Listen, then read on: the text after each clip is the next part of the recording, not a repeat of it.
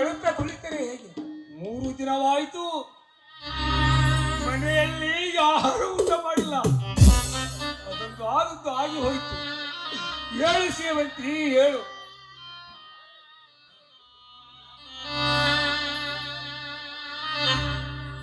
ನೋಡಿ ಸ್ವಾಮಿ, ವಂಶವನ್ನ ಉದ್ಧರಿಸುವೆ ಮಗನೇ. ನಮ್ಮನ್ನಾಗಲೇ ನಮ್ಮಿಂದ ದೂರ ಹೋದ ಮೇಲೆ ಉಣ್ಣುವುದಕ್ಕೆ ತಿನ್ನುವುದಕ್ಕೆ ನನಗೆ ಮನಸ್ಸೇ ಬರ್ತಾ ಇಲ್ಲ ರೀ. ನೋಡಿ, ನನಗೆ ನನ್ನ ಕುಮಾರ ಬೇಕು, ನನಗೆ ನನ್ನ ಮಗು ಬೇಕರೆ, ನನಗೆ ನನ್ನ ಮಗು ಬೇಕು. ಹೌದು ಸೇವಂತಿ, ಹೌದು. ದುಡಿದ ಬಂದ ಈ ಮನಕ್ಕೆ ಮಗನ ಮುಖ, ಅವನ ನಗು ಸೀರಾಟವನ್ನು ನೋಡಿದರೆ ಬೇಸರಗೊಂಡ ಮನಸ್ಸು ಮಾಯವಾಗುತ್ತಿತ್ತು. ಆದರೆ ಈ ಮನೆಯಲ್ಲಿ ಸ್ಮಶಾನದ ಕಳೆ ಕಟ್ಟಿದೆ. ಅದೇ ಏನು ಮಾಡುವುದು? ಅವರವರ ಹಣೆಯ ಬರ ವಿಧಿ ಲಿಖಿತ ಯಾವಾಗಲೂ ತಪ್ಪಾಗಲಾರದು. ಬನ್ನಿ.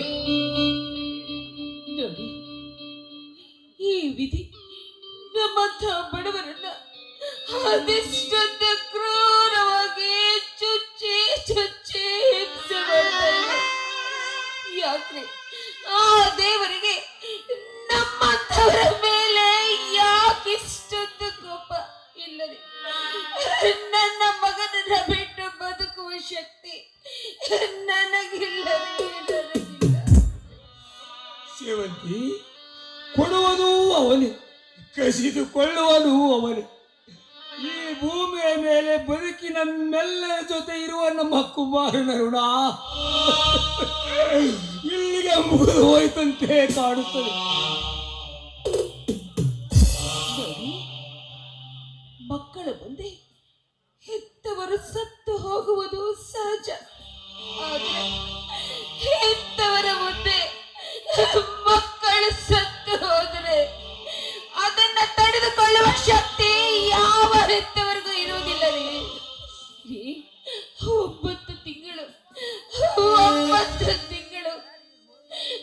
ನನ್ನ ಹೊಟ್ಟೆಯಲ್ಲಿ ಇಟ್ಟುಕೊಂಡಿರುವ ಕಂದಮ್ಮ ನನ್ನಿಂದ ದೂರಾಗಿ ಹೋದ ಮೇಲೆ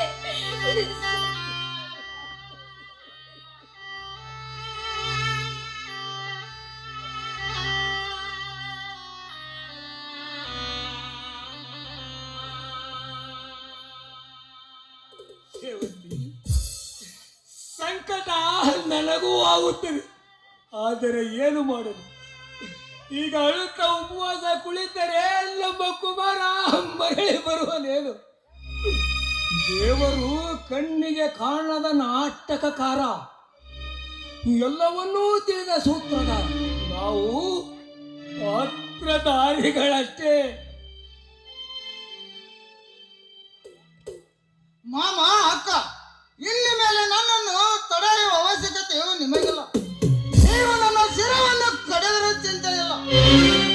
ನಾನು ಶಂಕರ ಸೇರಿದಂತೆ ಆ ಗಜಕಂಠನ ಸಾಮ್ರಾಜ್ಯವನ್ನು ಸರ್ವನಾಶ ಮಾಡಿದಾಗಲೇ ಈ ನನ್ನ ಕುಮಾರನ ಆತ್ಮಕ್ಕೆ ಶಾಂತಿ ಸಿಗುವುದು. ನಿಲ್ಲು ಭದ್ರ, ಎಲ್ಲದಕ್ಕೂ ಈ ಬಡಿದಾಟ ಹೊಡೆದಾಟ ಒಂದೇ ಪರಿಹಾರವಲ್ಲ. ಡಾಕ್ಟರ್ ಆದ್ರೂ ಒಂದು ಮಾತು ಹೇಳಬೇಕಾಗಿತ್ತಲ್ವೇನ್ರಿ? ಹಣನೂ ಹೋಯ್ತು, ಅದರ ಜೊತೆಗೆ ಗುಣನೂ ಹೋಯ್ತಲ್ಲವೇ?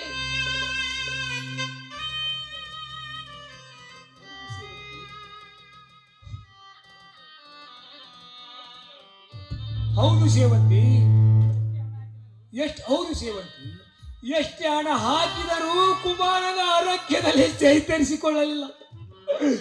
ನಾನು ದುಡಿದ ತಂದ ಹಣವೆಲ್ಲ ಆಸ್ಪತ್ರೆಗೆ ಖರ್ಚಾಗಿ ಹೋಯಿತು. ಇಂದಿನ ಆಸ್ಪತ್ರೆಯ ಅವಸ್ಥೆ ಆಗಿದೆ ಮಾಮ. ರೋಗಿ ಸತ್ತು 4 ದಿನವಾದರೆ ಕೃತಕ ಉಸಿರಾಟವನ್ನು ಅಳವಡಿಸಿ ಸಾಕಷ್ಟು ಹಣವನ್ನು ಜೋಡಿಸಿ ಬಡವರ ಹೊಟ್ಟೆ ಮೇಲೆ ಬರೆಯುವ ವೈದ್ಯರು ಹೆಚ್ಚಾಗಿದ್ದಾರೆ. ಈ ಸಮಾಜದಲ್ಲಿ ದೊಡ್ಡ ಹೆಸರು ಪಡೆದ ರಾಜಕಾರಣಿಗಳು ತಮ್ಮ ಹೊಟ್ಟೆಯನ್ನು ನ್ಯಾಯದಲ್ಲಿ ಬಡವರಿಗೆಲ್ಲಿದೆ ಮಾಮ ನ್ಯಾಯ, ಬಡವರಿಗೆಲ್ಲಿದೆ ನ್ಯಾಯ.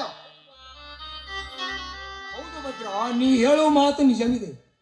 ಆ ದಶಕಂಠ ಮತ್ತು ನನ್ನ ತಮ್ಮ ನನಗೆ 3 ಲಕ್ಷ ರೂಪಾಯಿ ಕೊಡುತ್ತೇನೆಂದು ಹೇಳಿ ನನಗೆ 1.5 ಲಕ್ಷ ರೂಪಾಯಿ ಕೊಟ್ಟು ಕಳಿಸಿದ. ಇತ್ತ ಸಾಲದಿಂದ ಮುಕ್ತಿಯೂ ಸಿಗಲಿಲ್ಲ, ಮತ್ತೆ ಸಾಲದಿಂದ ಕೊಳೆಯುವಂತೆ ಮಾಡಿದರು. ಉಳಿದ ಹಣ ಕೇಳಲು ಹೋದರೆ ಏನೆಂದು ಹೇಳಿದರೆ ಮಾಮ ಬೋಂಡ ಸಾಹುಕಾರ. ಎಲ್ಲ ಹಣವನ್ನು ಒಂದೇ ಕೊಟ್ಟು ಕಳಿಸಿದ್ದೇನೆ. ನೀನೇ ಎಲ್ಲಾದರೂ ಕಳೆದುಕೊಂಡು ಹೋಗಿರಬಹುದು ಅನ್ನುವರಪ್ಪ. ಅಷ್ಟೇ ಅಲ್ಲದೆ ಬಾಂಡ್ ಮೇಲೆ ಸಹಿ ಕೂಡ ತೆಗೆದುಕೊಂಡಿದ್ದಾರೆ. ಮಾಮ ಇನ್ನು ಮೇಲೆ ನನ್ನನ್ನು ತಡೆಯುವ ಅವಶ್ಯಕತೆಯೋ ನಿಮಗಿಲ್ಲ. ಮೊದಲು ನಮ್ಮ ಶಂಕರ, ಆ ನಂತರ ಉಳಿದ ಇಷ್ಟ ಜಾತಿಗಳ ದೇಹವನ್ನು ನಾಶ ಮಾಡುತ್ತೇನೆ. ಮಾಮ ನೀವು ಬಿಸಿಲು ಚಳಿ ಬಿರುಗಾಳಿ ಎನ್ನದೆ ಈ ಭೂಮಿ ತಾಯಿಯಲ್ಲಿ ದುಡಿದು ಶಂಕರ ಕೇಳಿದಾಗಲೆಲ್ಲ ಕೇಳಿದಷ್ಟು ಹಣ ಕೊಟ್ಟು ಕಳಿಸಿದ್ದಾನೆ.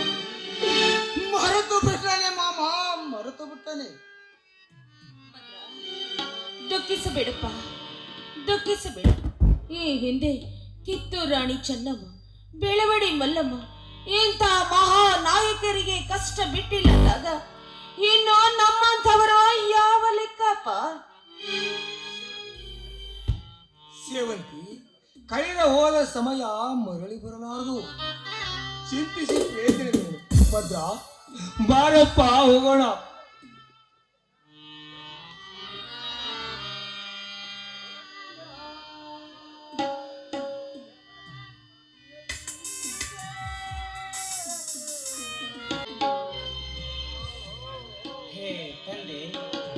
ಪ್ರತಿ ಸಾರಿ ಬಂದಾಗ ಈ ಕಾಶಿಯಲ್ಲೇ ಶಾಶ್ವತವಾಗಿ ಇರಬೇಕೆನ್ನಿಸಿದೆ.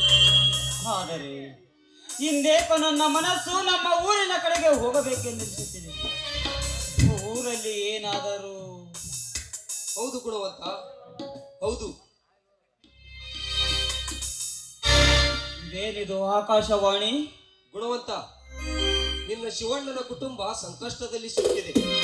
ಹೋಗು, ಬೇಗ ಹೋಗು ಗುಣವಂತ, ಬೇಗ ಹೋಗು. ಬೇಗ ಹೋಗಿ ನಿನ್ನ ಶಿವಣ್ಣನ ಕುಟುಂಬವನ್ನು ರಕ್ಷಿಸು. ಹೋಗಪ್ಪ.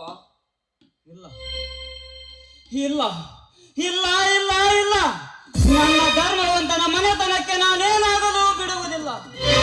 ಈಗಲೇ ಊರಿಗೆ ಹೋಗಿ ಶಿವಣ್ಣನನ್ನು ಭೇಟಿಯಾಗಿರಬೇಕು.